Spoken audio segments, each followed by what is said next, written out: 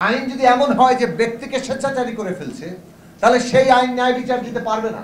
শেখ হাসিনা আমাদের দেখিয়ে দিয়ে গেছেন কিভাবে সমস্ত রাষ্ট্রকে পকেটের মধ্যে ঢুকিয়ে ফেলতে হয়। তাকে গুম করা হয়েছিল যাতে সবার মধ্যে ভয় ছড়িয়ে পড়ে, সাধারণ মানুষ ভয়ে কুঁকড়ে যায়। আপনারা যারা সংবাদকর্মী তারা জানবেন যে 5ই আগস্টের পর থেকে এই শব্দবন্ধ, অন্তত আমার বক্তব্য যারা শুনেছেন তারা শুনে থাকবেন যে বিচার সংস্কার নির্বাচন এটা বাংলাদেশের প্রধান জাতীয় স্বার্থ, প্রধান কর্তব্য, এবং আমাদের এই অন্তর্বর্তী সরকারের সামনেও এটাই তাদের যে রাজনৈতিক কর্তব্য দাঁড়িয়েছে, তাদের উপর যে অর্পিত দায়িত্ব দাঁড়িয়েছে, সেটা বারবার আমরা বলে আসার চেষ্টা করি।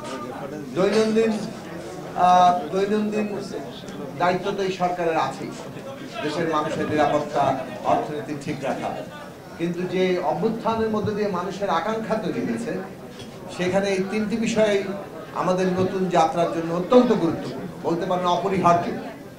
এবং এই তিন বিষয় ছাড়া আমরা আসলে আমাদের এই নতুন যাত্রার ন্যূনতম একটা জায়গায় যেতে পারবো না।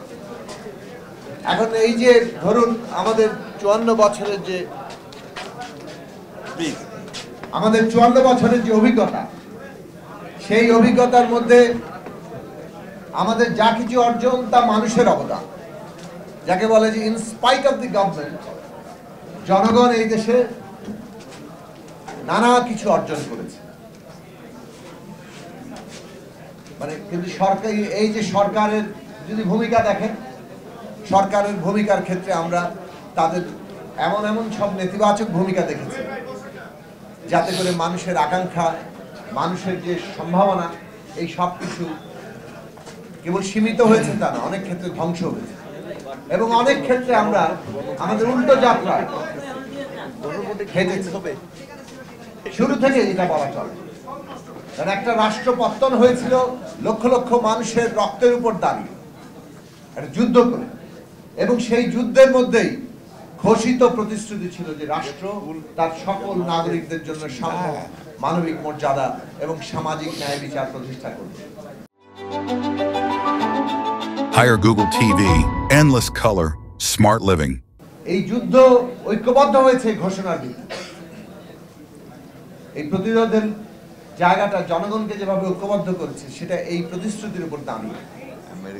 সেই রাষ্ট্র 72 সাল থেকে এই জায়গায় দাঁড়াতে পারে না। এবং সবচেয়ে বড় ব্যাপার হচ্ছে যে বিচার যে একটা রাষ্ট্রের খুব গুরুত্বপূর্ণ বিষয়, অস্তিত্বের বিষয়, সেটাই এই রাষ্ট্র এখন পর্যন্ত ঠিক মতো উপলব্ধি করতে পারে না।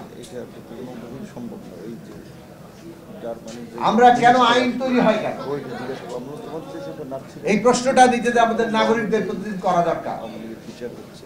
আইন তৈরি হয় যাতে ন্যায় বিচার প্রতিষ্ঠা হয়।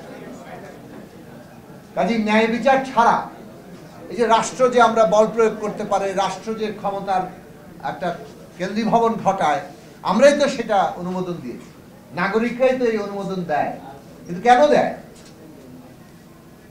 কিসের ভিত্তিতে রাষ্ট্র এই ক্ষমতার কেন্দ্রীভবন ঘটাতে পারে? রাষ্ট্রের হাতে একচেটিয়া ক্ষমতা দেওয়া হয়েছে, কারণ রাষ্ট্র ন্যায় বিচার দেবে সেটার, এবং সেই ন্যায় বিচার দিতে হলে তাকে আইনের উপর দাঁড়াতে হবে, এবং সেই আইন জনগণের পক্ষে, সমষ্টির পক্ষে আইন হতে হবে। আইন যদি এমন হয় যে ব্যক্তিকে স্বেচ্ছাচারী করে ফেলছে, তাহলে সেই আইন ন্যায় বিচার দিতে পারবে না। আর যে আইন ন্যায় বিচার দিতে পারে না, রাষ্ট্র সেই রকম আইনের উপর যদি দাঁড়িয়ে থাকে, সেই রাষ্ট্র আর ভায়াবল থাকে না, তার অস্তিত্ব হুমকির মধ্যে পড়ে। আমাদের 72 সাল থেকে এই ক্ষমতা কাঠামো যেভাবে দাঁড়িয়েছে, তাতে সমস্ত ক্ষমতা এমনভাবে কেন্দ্রীভূত হয়েছে এবং এমন আইনের দ্বারা হয়েছে যে আইনগুলো জনগণকে ক্ষমতায়িত করার বদলে ব্যক্তি, শাসক তাদেরকে ক্ষমতায়িত করেছে। তারা স্বেচ্ছাচারী হয়েছেন নানাভাবে, এবং সেই স্বেচ্ছাচারিতার চূড়ান্ত পরিণতি শেখ হাসিনা আমাদের দেখিয়ে দিয়ে গেছেন কিভাবে সমস্ত রাষ্ট্রকে পকেটের মধ্যে ঢুকিয়ে ফেলতে হয়, প্রতিটি প্রতিষ্ঠানকে পকেটের মধ্যে ঢুকিয়ে ফেলতে হয়। সেটা প্রধান বিচারপতি থেকে শুরু করে, সেনাবাহিনী থেকে শুরু করে, পুলিশ থেকে শুরু করে, আমলাতন্ত্র, এগুলো তো কোনো বিষয়ই না তাদের কাছে। কাজে এই যে সমস্ত কিছুর উপরে নিয়ন্ত্রণ প্রতিষ্ঠা করা, সমস্ত কিছুকে পকেটের মধ্যে ঢুকিয়ে ফেলা, এইটা তারা তৈরি করেছেন এবং তাদের ইচ্ছে অনুযায়ী দেশ চালিয়েছে। যারা তাদের বিরোধী তাদেরকে নির্মূল করেছেন, বিভাজনের রাজনীতি খেলা খেলেছেন, ঘৃণা, ট্যাগিং, নানাভাবে নির্মূলের রাজনীতি করেছে। বিরোধী দল দমন কিভাবে করতে হয়, কত কৌশলে করতে হয়, সেটা গুম, খুন কিংবা সাবোটাজ, তার বিভিন্ন রকম উদাহরণ তারা আমাদের এখানে তৈরি করেছে।